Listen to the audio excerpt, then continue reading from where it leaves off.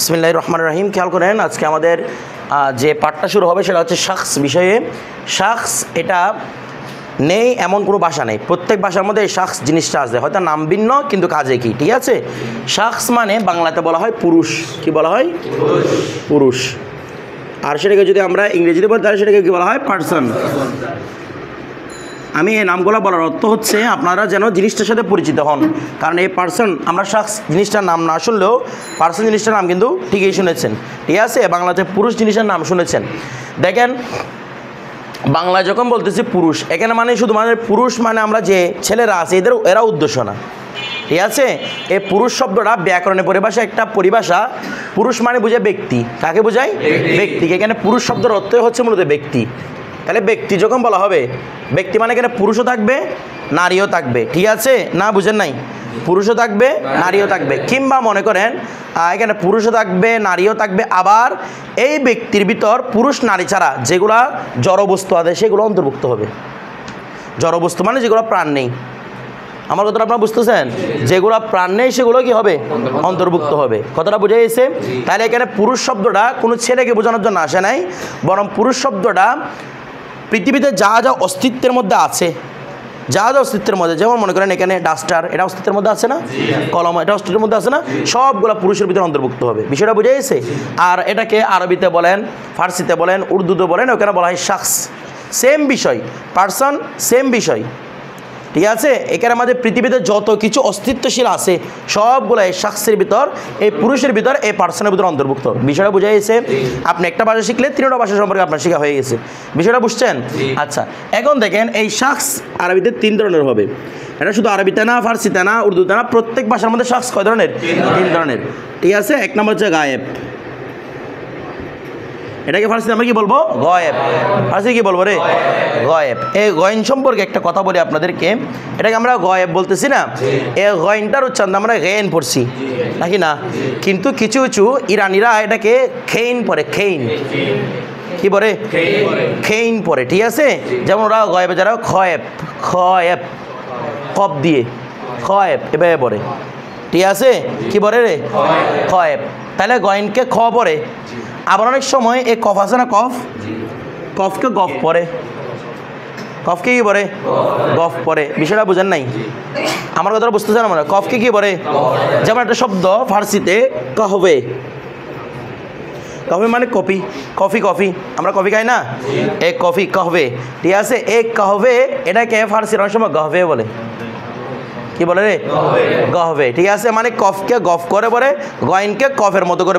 এগুলা হচ্ছে মানে সবাই না, একটা সম্প্রদায় আর কি। আপনারা যখন ভিডিও দেখবেন, ইউটিউবে দেখবেন, দেখুন কোনো কোনো সময় কফকে গফ পড়তেছে, আবার গয়েনকে কফ পড়তেছে, তেমন তখন বিগড়ে না যান, মানে এরকম কেন উচ্চারণ করতেছে। মূলত কিছু কিছু সম্প্রদায় এইভাবে উচ্চারণ করে। বিষয়টা বুঝে গেছে? ভাষার কিছু তারতম্য হয়ে যায় আর কি। এটা আরবিতেও আছে। যেমন মনে করেন আরবের মধ্যে কিছু কিছু, সৌদি আরবের মধ্যে কথা বলি আমি, কিছু কিছু এলাকা আছে যেগুলোর মধ্যে আমরা বলি না কুল হু আল্লাহু আহাদ, ওরা কুলকে বলে গুল। আরবিতেই কুলকে কি বলে? গুল। ওরা গুল হু আল্লাহু আহাদ। কথাটা বুঝতেছেন? এভাবে কফকে ওরা গফ উচ্চারণ করে। কথাটা বুঝতে না? এগুলো হচ্ছে মূলত ভাষার তারতম্য। কিন্তু আমরা আরবি শেখার সময় কি গয়েনটা শিখি, গুল শিখি না কুল শিখি? কুলই শিখি। বিষয়টা বুঝে গেছে? তো অনুভাবে সেম আমরা এটাকে জ্ঞানই শিখছি, কিন্তু কোনো কোনো জায়গার মধ্যে জ্ঞানকে কি বলা হয়? খেইন এভাবে বলা হয়, ঠিক আছে। মানে এটা কফের মতো উচ্চারণ করে আর কি, ঠিক আছে। আর কফকে অনেক সময় কী করে? গফের মতো উচ্চারণ করে। আচ্ছা যাক, এরপর এটা কী বলবো আমরা? গয়েব। কী বলবো রে? গয়েব। এরপর দেখেন, তারপর হচ্ছে হজের। এরপর হচ্ছে মোতাকাল্লেম। মোতাকাল্লেম, ঠিক আছে। মোতাকাল্লেম, মোতাকাল্লেম। এখানে তাহলে গয়েব, হজের, মোতাকাল্লেম। আমি এত সহজ টেকনিকে শেখাবো, আপনি জিন্দিতে আপনার এগুলো জিনিস ভুল হবে না। আর আমি এটাকে ইংরেজিতেও লিখি, বাংলাতেও লিখি, আরও সহজ করে বুঝতে পারবেন। আমরা যেটাকে মোতাকাল্লেম বলতেছি সেটাকে ইংলিশের মধ্যে ফার্স্ট পারসন বলতেছে। কোন পারসন? First person. বাংলাতে বলা হচ্ছে প্রথম পুরুষ বা উত্তম পুরুষ। উত্তম পুরুষও বলে, অনেকে প্রথম পুরুষও বলে, দুইটাই শুদ্ধ, ঠিক আছে। উত্তম পুরুষ। তারপর হাজের মানে সেকেন্ড পারসন, আমি বলি কি সেকেন্ড পারসন। আর গায়েব মানে থার্ড পারসন। তাহলে সেকেন্ড পারসনকে বাংলাতে বলতেছে মধ্যম পুরুষ, আর থার্ড পারসন বলতেছে নাম পুরুষ বা তৃতীয় পুরুষ, ঠিক আছে, যেটাই বলেন আপনারা। তো এখন দেখেন এই সবগুলা কনসেপ্ট কিন্তু একই। আমি আপনাদের বিষয়টা সহজ করে বুঝাই। মুতাকাল্লিম বা ফার্স্ট পারসন বা উত্তম পুরুষ যেটা আছে, মুতাকাল্লিম জিনিসটা কি? শুধুমাত্র দুইটা শব্দ আল্লাহর দুনিয়ায় মুতাকাল্লিম, আর কোনো মুতাকাল্লিম নেই। কয়টা শব্দ?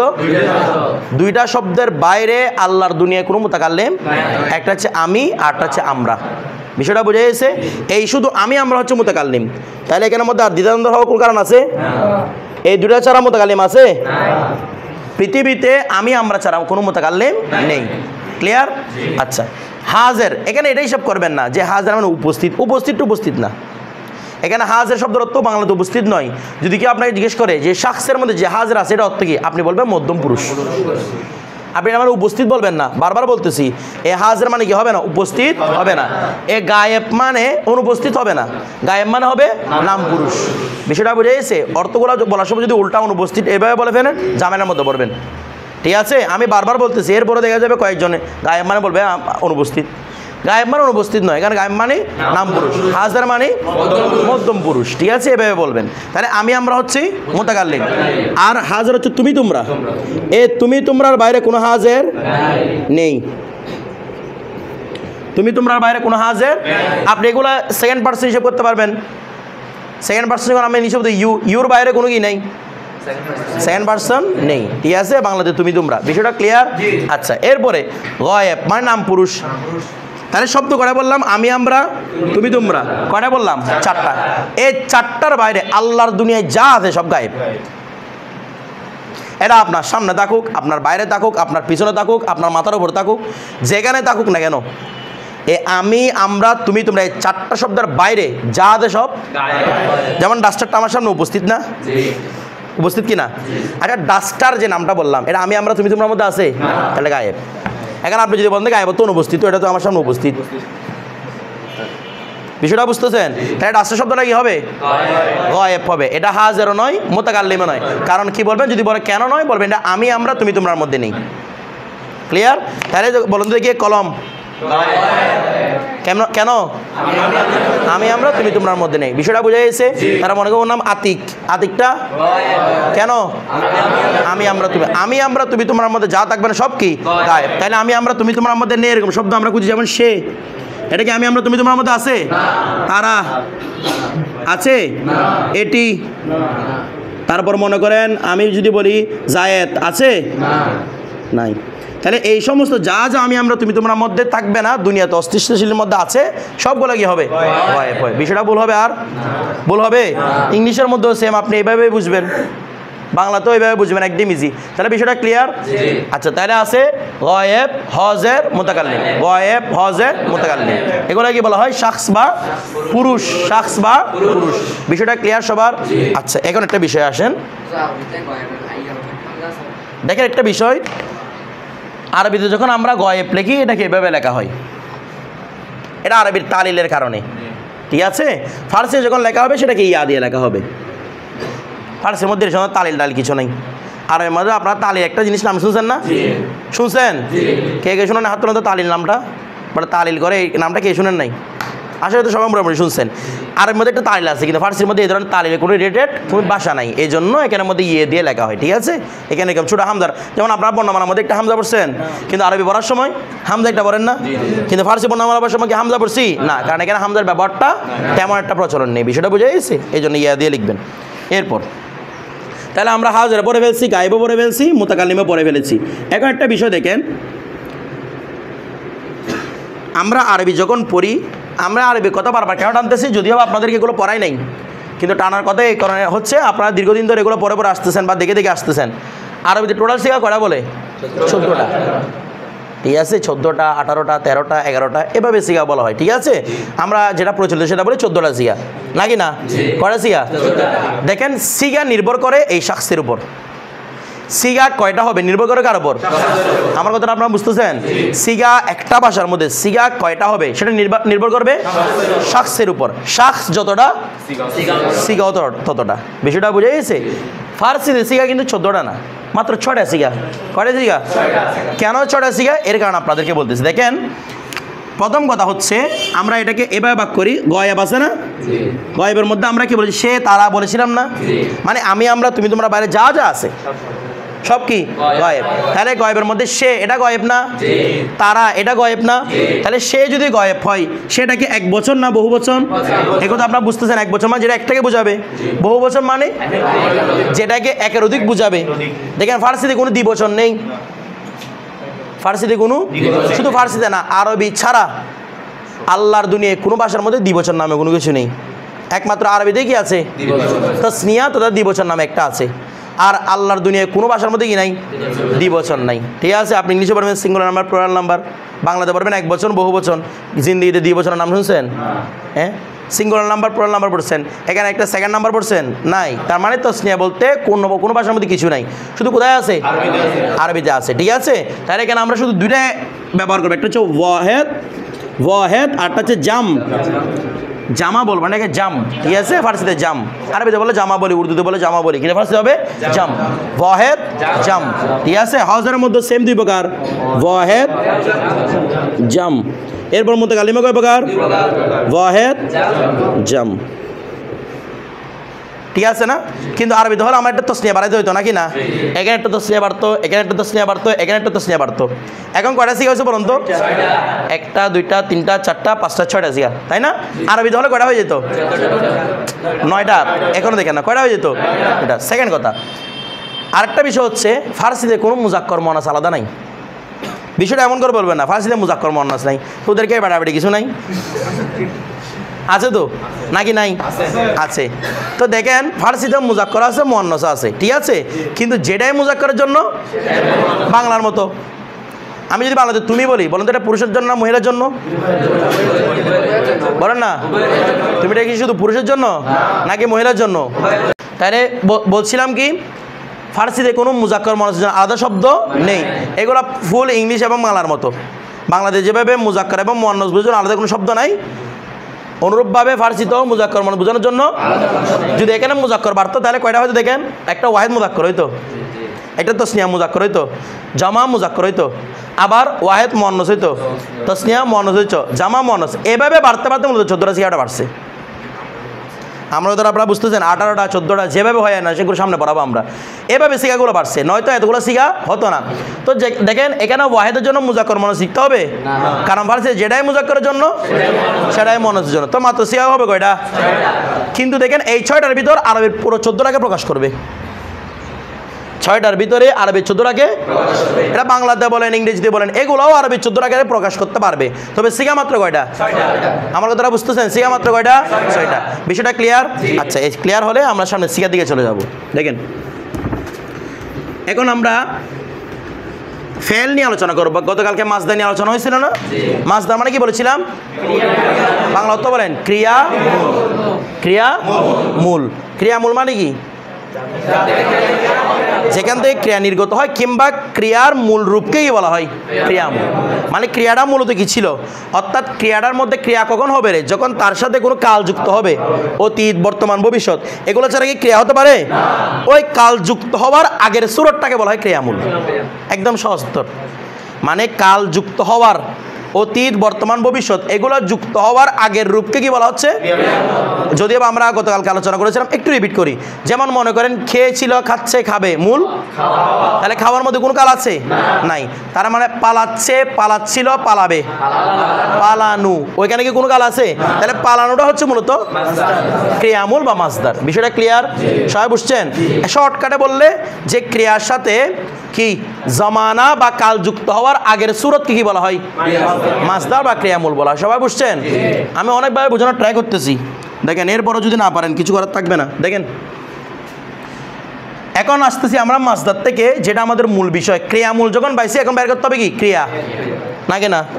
ক্রিয়ামূল যখন পাইছি বের করতে হবে ক্রিয়া। যেমন আপনাদেরকে যেগুলো গতকালকে আমরা মাসদার মুখস্থ করেছি, এখান থেকে প্রথম নাম্বার কি ছিল? দনেস্তান। কি বলছেন আপনারা? মাসদার সদে না, ঠিক আছে। এটা মানে মাসদার যেগুলো মুখস্থ করতে দিয়েছিলাম সে মধ্যে প্রথমটা কোনটা ছিল? দনেস্তান। দনেস্তান প্রথম মাসদার দেওয়ার মূল কারণ হচ্ছে আপনারা যখন জুমলা সরব পড়বেন সর্বপ্রথম এই শব্দ দিয়ে ব্যবহার হবে, দনেস্তান মাসদার দিয়ে। আমি ওখানে এমনভাবে সিরিয়াল করছি যেন আপনাদের এই কিতাবের মধ্যে কাজে লাগে, ঠিক আছে? এখানে তো পুরো অভিধান নিয়ে, ও পুরাতনটার মধ্যে পুরো অভিধান ছিল না, এখানে কয়েকটা শব্দ মাত্র ছিল, ঠিক আছে? ওখান থেকে আপনারা এখানে ধরতে পারবেন। দেখেন দনেস্তান একটা মাসদার না? এটা যে মাসদার কীভাবে বুঝছেন? জি লাস্টে তন না তান? তান, দনেস্তান। ঠিক আছে, আচ্ছা দেখেন এখানে এই যে দনেস্তান ভালো করে বুঝবেন, দনেস্তান এটা মাছদান না? দনেস্তানের উর্দু কি? জান্না। বাংলা কি? জানা। আমাদের আপাতত উর্দুটা দরকার নাই, উর্দু যখন আমরা পড়বো তখন বুঝতে পারবো, তারপর আমি লিখছি আর কি আপনার পার্সেন্ট গিয়ে দেখার জন্য। জানা আমাদের বাংলা লাগবে এবং ফার্সিটা লাগবে, ঠিক আছে? উর্দু যখন পড়বো তখন উর্দুটা ইস্তেমাল করবো। দেখেন দনেস্তান মানে, দনেস্তান মানে জানা। একটা বিষয় দেখেন, আমরা দনেস্তান থেকে সিগা বানাবো, তো সিগা বানাতে হলে আমাদের বানাবো মাজি। কি বানাবো রে? হাল মুস্তাকবেল। মাজি মানে আমরা যেটা ফার্সিতে বলি মজি অল মুস্তাকবেল, ফার্সিতে বললে মজি অল মুস্তাকবেল, ঠিক আছে? এগুলোর পর থেকে বাকিগুলো অটোমেটিক গঠন হবে। তাহলে প্রথমে বানাবো মজি না? মজি মানে কোন কাল? তাহলে যদি কেউ প্রশ্ন করে মজি কাকে বলে, বলবেন যে ফেল অতীতকালকে নির্দেশ করে।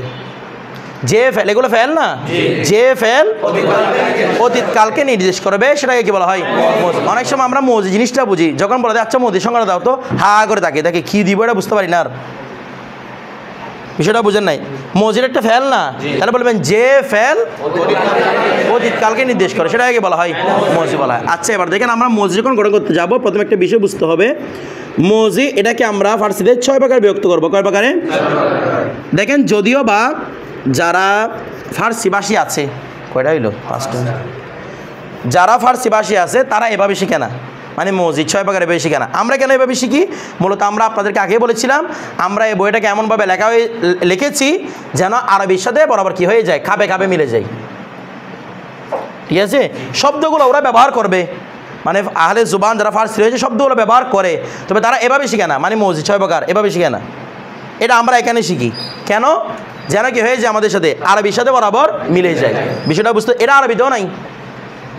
বলে কি আরবিতে নাই? এতদিন সারাদিন দিয়ে পরে পরে আসছে, আরবিতেও কি নাই? মাদি 6 প্রকার নেই। বুঝেন না মনে হয়?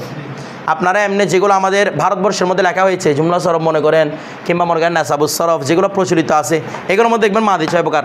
কিন্তু যেগুলো অ্যারাবিক টু অ্যারাবিক, যেগুলো আরবিরা বলে, আপনি মনে করেন এই আলমদিনা ইউনিভার্সিটি গেছেন কিংবা আজান ইউনিভার্সিটি, ওদেরকে জিজ্ঞেস করতেছেন বলো দেখে মাঝি কয় প্রকার, দেখবেন ওরা হা করে থাকছে। বলো মাঝি এটা কী প্রকার? আবার ওরা মাঝির প্রকার নামে কোনো কিছু চিনে না। কেন চিনে না সেটা আরবি দিকে বলবো আমরা, ঠিক আছে? অনুরূপভাবে সেম ওরাও চিনে না। তো বলো ওরা চিনে না, আমরা কেমনে চিনি? আমরা চিনি না। মূলত আমাদের যারা আগে আকাবিররা ছিলেন, সহজ করে ব্যাকরণটাকে উপস্থাপন করার জন্য মূলত মাঝিকে কয় প্রকার বিভক্ত করেছেন? 6 প্রকার।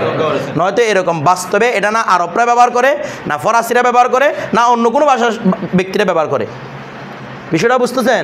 এটা মূলত আমাদের যারা ভারতবর্ষের মানুষ আছে, আমরা যেন আরবিটাকে সহজ করে আয়ত্ত করতে পারি, এই জন্য মাঝিকে কয় প্রকার বলা হয়? 6 প্রকার। নয়তো বাস্তবে এরকম মাঝির কোনো প্রকার নেই। বিষয়টা বুঝে গেছে?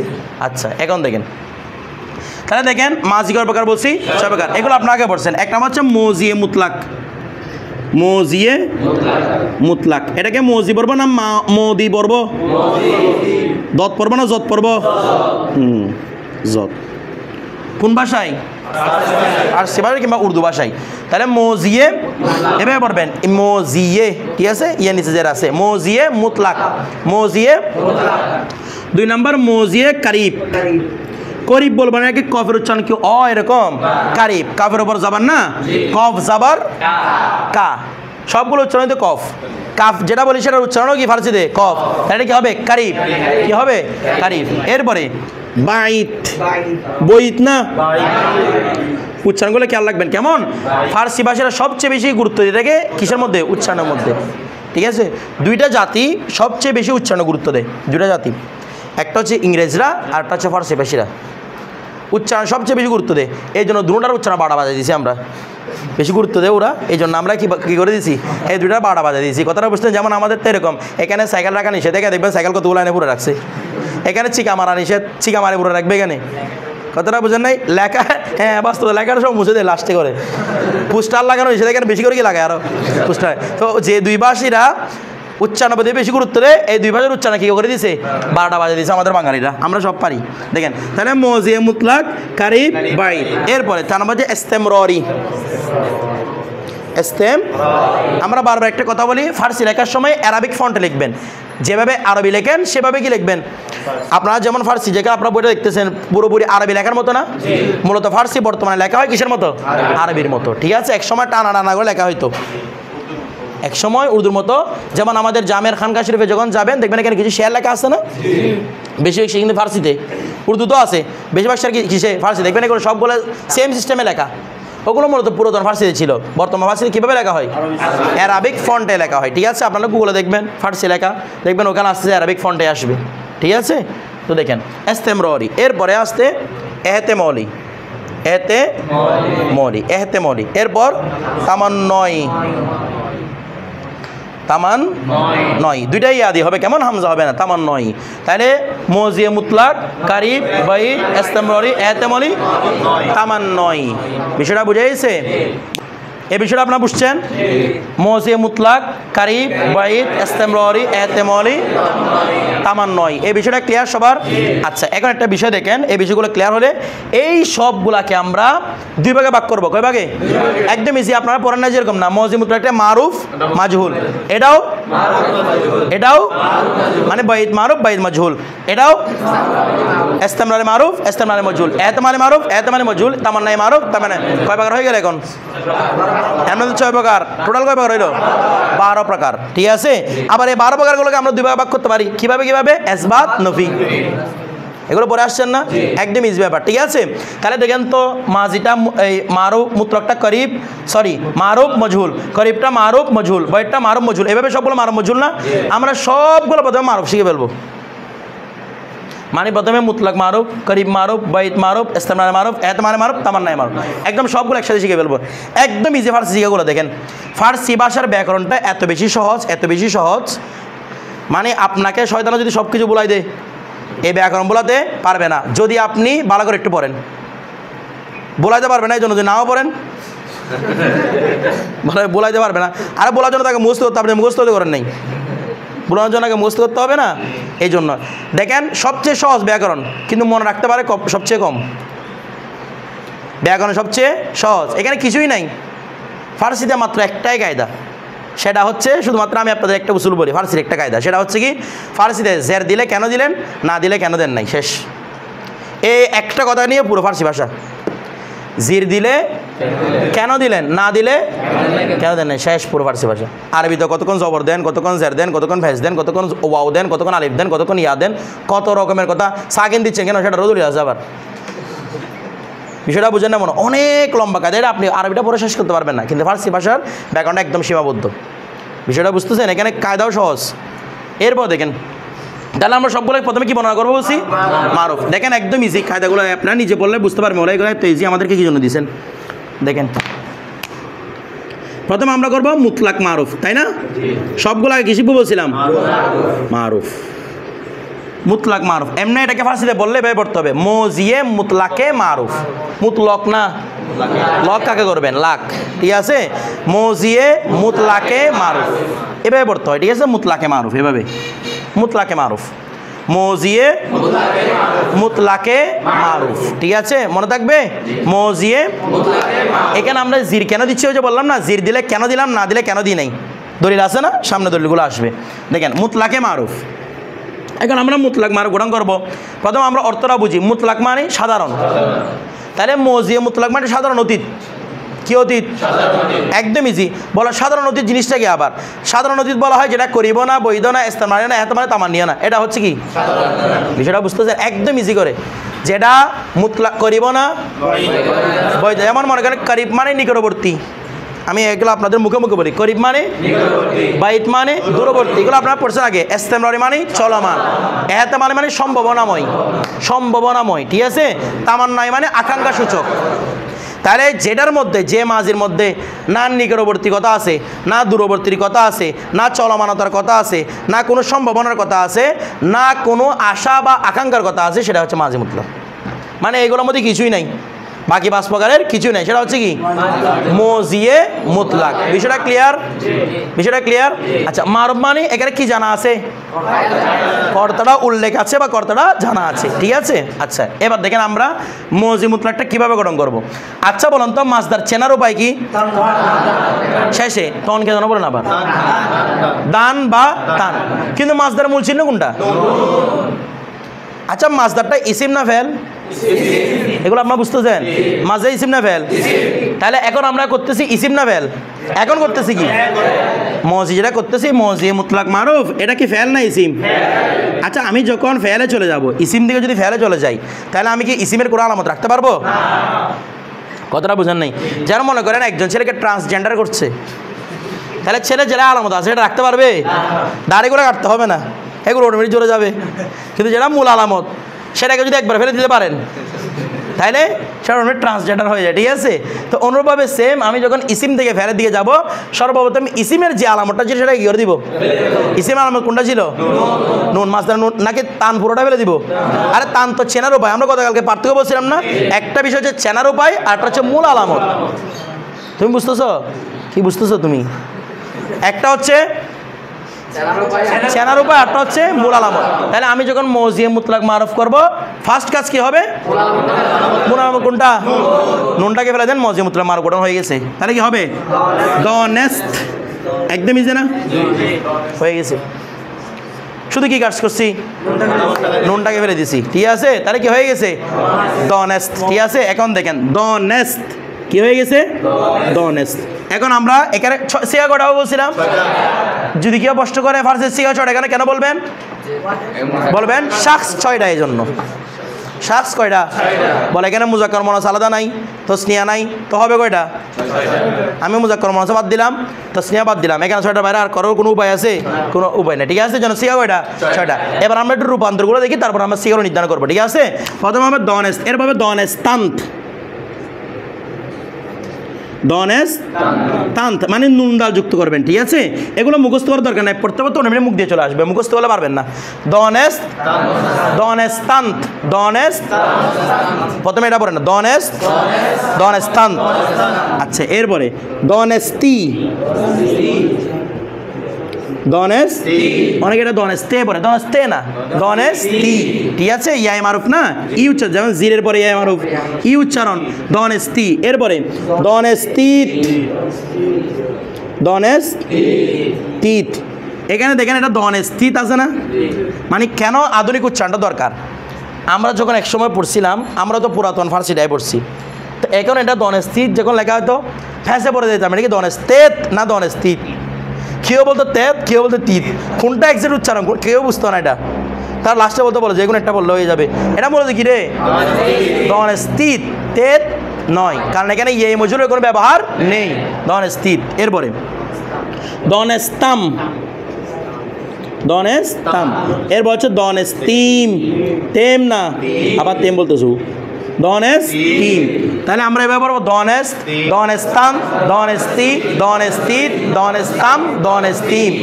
একটা রূপান্তর যদি মুখস্থ করতে পারেন কষ্ট করে, বাকি সব রূপান্তর ইজি। বিষয়টা বুঝতেছেন? একটা রূপান্তর যদি মুখস্থ করতে পারেন, বাকি সব রূপান্তর কি একদম ইজি, আপনারা নিজে দেখতে পাবেন। তো দনেস্ত, দনেস্তাম, দনেস্তি, দনেস্তি, দনেস্তাম, দনেস্তিম, এগুলা মুখের মধ্যে কোনো জড়তা রাখতে পারবেন না, একটাকে ডবল উচ্চারণ করতে পারবেন না, মানে দৌড়াতে পারবেন এটাকে একভাবে দনেস্ত, দনেস্তাম, দনেস্তি, দনেস্তি, দনেস্তাম, দনেস্তিম, এভাবে পড়ে ফেলতে হবে। বিষয়টা বুঝে গেছে? আচ্ছা, এবার দেখেন এটা মৌজিয়ে মুতলাক না? অর্থ করবো দেখে কীভাবে। দনেস্ত এটা মানে জানা না, তাহলে বলবো সে একজন পুরুষ লিখতে হবে, কারণ এখানে পুরুষও আছে মহিলা আছে। একজন পুরুষ, 2জন পুরুষ, 10জন পুরুষ, এভাবে লেখার দরকার নেই। একজন নারী, এগুলো কিছু লেখার দরকার। ঠিক আছে? তাহলে সে, সের ভিতর ছেলেও আছে মেয়েও আছে। ঠিক আছে? দনেস্ত সে। আচ্ছা, জানলো বললে কি সে একটু আগে জানছে, মানে করিব, বইত, স্থান, এগুলো কিছু বোঝাচ্ছে, তার মানে মৌজিয়ে মুতলাক। সে জানলো, তারপর হবে তারা জানলো। ঠিক আছে? এরপর হবে তুমি জানলো, জানলে। ঠিক আছে? এরপর তোমরা জানলে। ঠিক আছে? তারপর আমি জানলাম, আমার লেখাগুলো বুঝতেছেন? আমি তাড়াতাড়ি লিখে ফেলতেছি জন্য। তারপর হচ্ছে আমরা জানলাম। এই বিষয়টা বুঝছেন? সবাই বুঝছেন?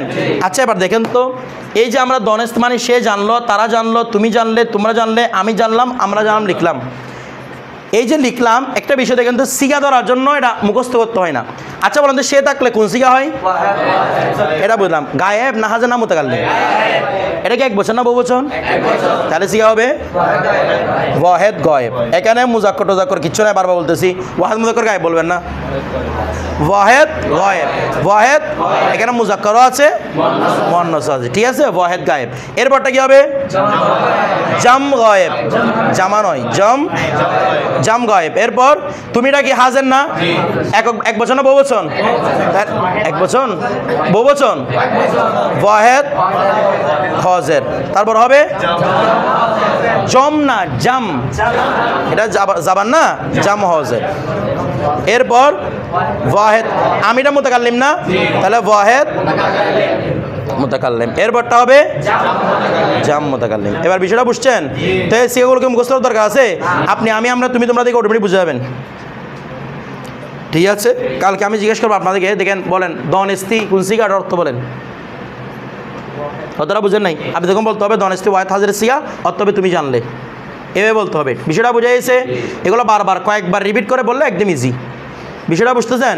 এটা দিকে আরেকবার বলেন তো, দনেস্ত, দনেস্তান, দনেস্তি, দনেস্তিত, দনেস্তাম, দনেস্তিম।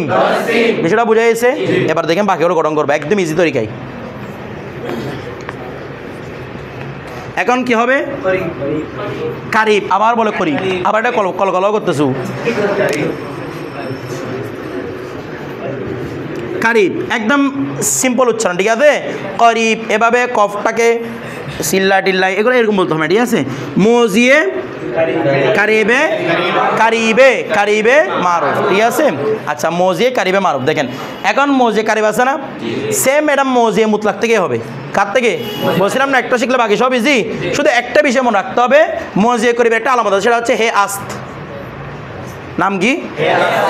এর আগে মজিয়ে মুতলাক করছেন না, শুধু এটার সাথে হে আস্তা বসা দিবেন, মদি করিব হয়ে গেছে। দেখেন মিলাই আমরা, এর সাথে মিলাবো। প্রথমে কাকে মিলাবো? হে কে, তাহলে দনেস্তে। এখানে আমরা এটা এভাবে লিখবো না, তে এভাবে লিখবো না, কারণ এখানে ছাগলের লেসের মতো যে হেটা আছে সেটা ফার্সিতে নাই, ঠিক আছে? দনেস্তে এভাবে। বিষয়টা বুঝতেছেন? দনেস্তে। এরপরে কি আসবে? আস্ত। এটাকে আস্তে বলবেন না, আস্ত। এখানে কলকলা আছে বা কোনো ধরনের ধাক্কা লাগা আছে না, দনেস্তে। আবার অনেকে এরকম বলবে দনেস্ত হে আস্ত, দনেস্ত হে আস্ত নয়, মিলাই ফেলবেন। এটা হয় মুক্তাবি না, হয় মুক্তাবির আগের করে কি হয়, তাহলে দনেস্তে। বুঝেন নাই? কি হবে রে? দনেস্তে। তাহলে দনেস্তে আস্ত, দনেস্তে। বিষয়টা বুঝছেন না? বুঝেন নাই? দনেস্তে আস্ত। এবার দেখেন পরিবর্তনটা সেম, আমরা সবগুলো এভাবে লিখবো। দেখেন দনেস্তে আস্ত, এরপরে দনেস্তে আন্ত, দনেস্তে, তারপর দনেস্তে ই, ঠিক আছে? এরপরে দনেস্তে ইট, তারপর দনেস্তে আম, দনেস্তে ইম। পরিবর্তনগুলো মিলা আছে না? আওয়াজ করে না? মিলা আছে না? একদম ইজি। দনেস্তে আস্ত, দনেস্তে আন, দনেস্তে ই, দনেস্তে ইট, দনেস্তে আম, দনেস্তে ইম। কয়েকবার বলে দেখবেন মুখের মধ্যে অটোমেটিক চলে আসছে এগুলো, একদম ইজি। বুঝতেছেন নাকি? ইজি বলে আর ধরবেন না, বলে একদম ইজি, সকালে আধা ঘন্টা পড়বো এরকম। আমার জন্য ইজি আর কি, আপনার জন্য তো প্রথমত একটু হার্ড হবে। এই বিষয়টা বুঝতেছেন না? বুঝেন নাই? সবাই বুঝছেন? আচ্ছা, এবার দেখেন এটার নাম করিব না? করিব মানে কি বলেছি? আওয়াজ করেন, কি বলেছি? তাহলে দেখেন সে জানলো এটাকে নিকটবর্তী করবো, তাহলে কি বলবো? দেখেন সে ইতপূর্বে, ইতপূর্বে আমরা এটাকে ব্র্যাকেটের মধ্যে রাখবো, ঠিক আছে? জেনেছে, জানলো না, কি বলবো? এটা ব্র্যাকেটের মধ্যে রাখার মূলত হচ্ছে এটা না দিলেও চলবে। আপনি যদি আপনি বলেন সে জেনেছে, হয়ে যাবে। আমার কথাটা বুঝতে, সে জেনেছে বললো, কারণ সে জেনেছে মানে অটোমেটিক বুঝে নেয় ইতপূর্বে জেনেছে, একটু আগে জেনেছে। বিষয়টা বুঝেন না মনে হয়?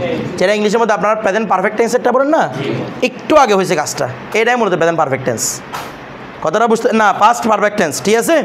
আচ্ছা, এখন একটা বিষয় দেখেন না, প্রেজেন্ট পারফেক্ট টেন্স, ঠিক আছে? দেখেন দনেস্তে আস্ত অর্থ কি হবে? সে ইতপূর্বে, আওয়াজ করেন না, সে ইতপূর্বে। আপনি চাইলে ইতপূর্বেটা দিতেও পারেন না, শুধু সে জেনেছে বললে হবে। আবার এরকম বলবেন না সে ইতপূর্বে জানলো, এটা ভুল। জানলো হবে না, জানলো হবে মুতলাকের মধ্যে। কেমন? এখানে কি বলবেন? আপনি বাংলাতে লেখেন, ইংরেজিতে লেখেন, যেখানে লেখেন না কেন এই সিকোয়েন্সটা ধরে রাখবেন। সে ইতপূর্বে জেনেছে, তাহলে তারপরটা কি হবে? তারা ইতপূর্বে জেনেছে, তুমি ইতপূর্বে জেনেছ, তোমরা ইতপূর্বে জেনেছ, আমি ইতপূর্বে জেনেছি, আমরা। এগুলো বুঝছেন? সবাই বুঝছেন? আচ্ছা, এবার আসেন, এবার করবো আমরা বাইট। কি করবো রে? বাইট। এগুলো তো রূপান্তরগুলো আপনাদের কাছে ছবি তোলার দরকার নাই, এগুলো সবগুলো কোথায় লেখা আছে? বইয়ে লেখা আছে। এখন দেখেন, আপনি বাইট বলেন ইসলাম সবগুলা কার থেকে করানো হবে বলছিলাম? মজিয়ে মুতলাক থেকে। কার থেকে? আমি মুতলাকের প্যাটার্নটা রেখে দিলাম, এটার সাথে শুধু কি যুক্ত করবেন? বাইট হলে দেখেন বাইট হে বুত। কি?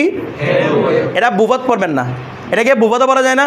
আপনার মাস্টারটা পড়ছেন বুদন, বুভাত, এটা বুধ নয়। এখানে কি পড়ছিলেন? বুভাত অথবা বসাত, দুটো পড়ছিলেন না? দেখেন সেম লিখতে, লিখতে কি এখানে পড়বেন বুত, আর ওখানে ছিল মুজারানে, সেটা আমরা কি মুজারাসি গ্রহণ করতেছি না মাজি? তাহলে এখানে কি পড়বো? বুত। কেন বুত সেটা একটু বড়ই বুঝবেন আপনারা।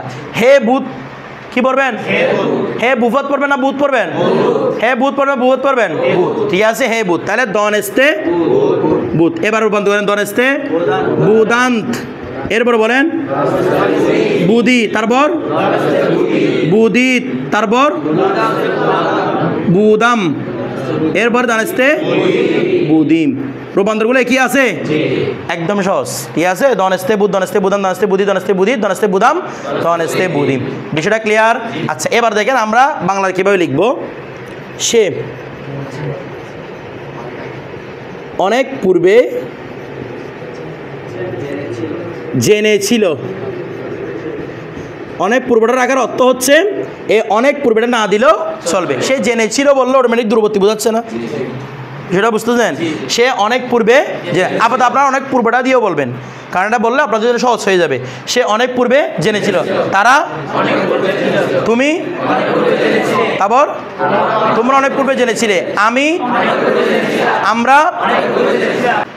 এই বিষয়টা বুঝছেন? সবাই বুঝছেন তো? তাহলে আমাদের বৈধ শেষ, করিবে শেষ, মুতলাক শেষ। এবার আসেন ইস্তেমরারি, এটাও ইজি। সবগুলো হবে আপনি কি মনে রাখার মধ্যে মজিয়ে মুতলাক, ঠিক আছে। এখন আমরা ইস্তেমরারি গ্রহণ করবো। ইস্তেমরারি মানে কি বলেছিলাম? চলমান, ঠিক আছে, মানে চলমান অতীত। কি অতীত? চলমান অতীত। দেখেন আমরা এর আগে মজিয়ে মুতলাক করছিলাম না? মজিয়ে মুতলাকটা কি ছিল? দনেস্ট। এটা বারবার খেয়াল রাখলে হবে। কি লিখেছিলাম? এখানে কি হবে? শুরুতে মি আনবেন। কি? মি। মি প্লাস মজিয়ে মুতলাক, মি প্লাস, এখানে মিটা কিন্তু আগে হবে, এতক্ষণ ধরে পরে যুক্ত হচ্ছে না। এটা মিটা কি শুধু এরকম রাখলে হচ্ছে। তাহলে দনেস্তার আগে যদি মি যুক্ত করি লাগাই দিবেন মি দনেস্ত, মি, বুঝতেছেন? এবারও বন্ধ করেন মি দনেস্ত, মি দনেস্তান, মি দনেস্তি, মি দনেস্তির, মি দনেস্তাম, মি দনেস্তি। মুখে মুখে বললে কেন মুখস্থ হয়ে যাবে? মুখস্থ হয়ে যাচ্ছে না? একদম ইতি বাড়িতে একদম কম কষ্ট করতে পারবেন। বিষয়টা বুঝতেছেন? দেখেন এবার মি দনেস্ত অর্থ কী করবো আমরা? সে জানছিল না, হ্যাঁ ঠিক আছে, সে জেনেছিল নয়, জেনেছিল বললে বাইট, জেনেছিল বললে, আর জানছিল বললে। আমাদের এই জানছিল কথাটা কঠিন লাগতে পারে। দেখেন আপনারা এভাবে সহজ না, জানতেছিল সহজ না, এটা জানতেছিল কিন্তু এটা চলিত ভাষা না, সরি এটা তো সাধু ভাষা। জানতে ছিল কোন ভাষায়? কিন্তু আমরা যখন কথা বলি তখন বলি চলিত ভাষায়, সেখানে হবে জানছিল, জানতে ছিল নয়। এটা ব্যাকডেটেড বলবো আপনাকে জানতে ছিল বললে। এই জন্য আমরা কি বলি? জানছিল। কি বলবো? অথবা বলতে পারি জানতো। বলেন কি বলতে পারি? জানতো। জানতো মানে এটা চলমানকে বোঝাচ্ছে না? জানতো মানে কাজটা এরকম করতো। মনে করেন আমি বলতাম যে ওয়া মা, তোমার নাম কি? মামদু। মামদু সিগারেট খেত, তার মানে একবার খাইছে না? বলে না? মামদু আওয়াজ করে না? আচ্ছা সিগারেট কথাটা বাদ দিয়ে, এটা একটু সুন্দর লাগতেছে। পান খেত, খেত মানি অতীতে চলমান ছিল না এটা? আচ্ছা আমি খেলতাম মানে একবার খেলছি মনে হয় শুধু জিন্দগিতে, তার মানে ব্যাপারটা চলমান ছিল না আমার অতীতে। আমি খেলতাম তার মানে আগে চলমান ছিল, ঠিক আছে। আমি ব্যায়াম করতাম, চলমান কি না? বিষয়টা বুঝতেছেন? তাহলে আপনি যারা জানতেও বলতে পারেন, জানছিলও বলতে পারেন। বিষয়টা বুঝতেছেন? আমি খাচ্ছিলাম, অতীত না? প্রথমে এটা বুঝেন, আমি খাচ্ছিলাম অতীত কিনা? তো খাচ্ছিলাম এটা কি চলমানকে বোঝাচ্ছে না? যে ব্যাপারটা এরকম চলমান হতো, খাচ্ছিলাম চলমান ছিল নাকি না? তারপর আমি খেতাম, এটাও চলমান না? মানে আমি দীর্ঘদিন ধরে খাওয়ার কাজটা করে আসছি। আমার বিষয়টা আপনারা বুঝতেছেন? চলমান ছিল না? কিছু বলতেছে না? চলমান ছিল? আমরা না খুশি কিছু মনে পিছনে এগুলা চলমান ছিল বলছি এই জন্য। খেতাম মানে আপনারা এখনও খান, এমনি বলতেছি আর কি, এটা আফসোস করেন না। দেখেন মিদ অনাজ মানে সে জানছিল কিংবা একটা বললেও হবে, ঠিক আছে? তাহলে এরপর কি বলবো? তারা জানছিল বা জানতো। তুমি জেনেছিলে নয়, জানছিলে বা জানতে। তোমরা জানছিলে বা জানতে, আমি জানছিলাম বা জানতাম, আমরা জানছিলাম বা। চলমান বিষয়টা বুঝতে পারছেন? যদি কেউ আপনাকে বলে এখানে চলমান বিষয়টা বুঝাতে পারবেন? সে জানছিল মানে এই কাজটা চলমান ছিল অতীতে, মানে কাজটা অনেকক্ষণ ধরে হচ্ছিল, ঠিক আছে? আমরা বলি না আমি ওইখানে যাচ্ছিলাম, হঠাৎ করে আমাকে বাঘ একটা কামড় দিছে, বাঘ না কুকুর একটা কামড় দিছে, ঠিক আছে? বাঘ তো আপনাকে পুরো গায়ে ফেলবে, তো কুকুর একটা কামড় দিছে, যাচ্ছিলাম, তাহলে কাজটা প্রসেসিংয়ের মধ্যে ছিল কি না? এটা চলমান, প্রসেসিং মানে কন্টিনিউয়াসলি চলছিল, ঠিক আছে? চলমান ছিল। এই বিষয়টা ক্লিয়ার? সবাই বুঝছেন? আচ্ছা, তাহলে ইস্তেমরারিয়া শেষ। এরপর দেখেন এহতেমালি।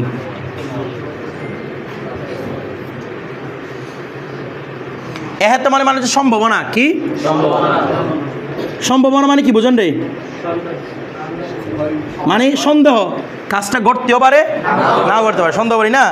মানে সে হয়তো উপস্থিত হয়েছিল, হয়তো হয়তো যখন বলবেন আপনি হতেও পারে না হতে পারে। বিষয়টা বুঝতেছেন? আচ্ছা, তাইলে এহতেমালি মানে কি বোঝাচ্ছে? সম্ভাবনা। আচ্ছা, এহতেমালির রূপান্তরটা কীরকম? সেম। প্রথমে আমরা মজিমুত থেকে সিয়া নিব। সিয়া কি ছিল? সবাই বুঝতেছেন? এ দনেস্তের সাথে লিখে লাগাবেন হে বসাত। হে হে বসাতটা কি আপনারা পড়ছিলেন? কোথায় পড়ছিলেন? কিসের মধ্যে? মুদারের মধ্যে। মুদার কেন বলতেছেন? মুজরের মধ্যে। কিসের মধ্যে?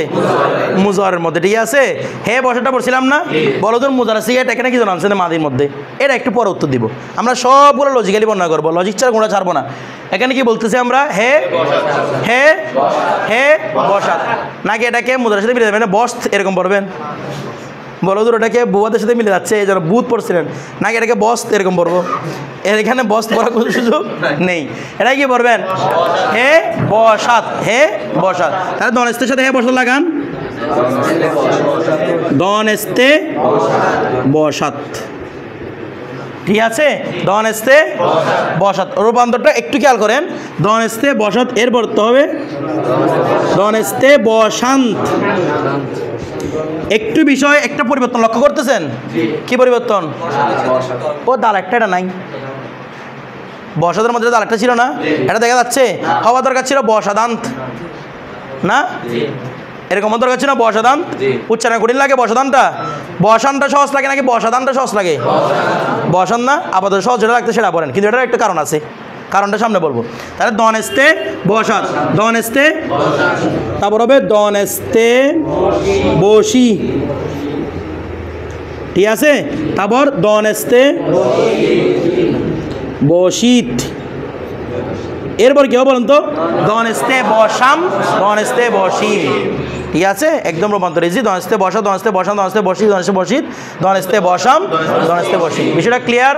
সবাই বুঝছেন? এই পিচি তুমি বুঝছো? ক্লাস 7 বুঝতে পারছো? তোমার নাম কি? কাইমুল ইসলাম। বুঝতো তুমি? আচ্ছা, দনেস্তে বসাত এটা হচ্ছে কি ওর দেখেন তো? এহতেমালি মানে সম্ভাবনা না? তাহলে অর্থ বলবো সম্ভবত। কি বলবো? সম্ভবত সে জানলো। জেনেছিল বলতে হবে না, কি বলবো? সম্ভবত সে জানলো, সম্ভবত সে জানলো, সম্ভবত তারা জানলো। তাহলে সম্ভাবনা না? জানতেও পারে। সম্ভবত সে জানলো মানে কি? সে জানতে পারে। যেমন আমি বলছি সম্ভবত সে আমার ব্যাপারে জেনে গেছে, তার মানে জানতেও পারে নাও জানতে পারে, ঠিক আছে? সম্ভবত সে জানলো, সম্ভবত, সম্ভবত, সম্ভবত আওয়াজ করে না, সম্ভবত আমি জানলাম, সম্ভবত আমরা জানলাম। সবাই বুঝছেন? এবার বলুন তো কে বুঝেন নাই? কে বুঝেন নাই বলেন? দেখেন 6টা প্রকার, লাস্ট 8টা আছে তামান, এটা কালকে বোঝাবো। তামান না, এটা একটু পার্থক্য আছে এই জন্য, কিন্তু এটাও সেম, ঠিক আছে? তামান এটা কালকে বোঝাবো। তাহলে দেখেন তো একদিনে এতগুলো হয়ে গেছে না? কালকে আমরা তামান্নায়ে বোঝাবো, পুরো মাজহুলটাও বোঝাবো। ঠিক আছে না? বুঝেন নাই? মাঝিরে শেষ করলে এরপরে এত লম্বা বহস আর নাই, সহজ বহস এরপরে। বিষয়টা বুঝতেছেন না? বুঝেন নাই? এটুকু বুঝছেন? কালকে মুখস্থ আসতে পারবেন না? পারবেন না? ঠিক আছে, আমি কালকে থেকে সবার থেকে বুঝে নিব পড়া।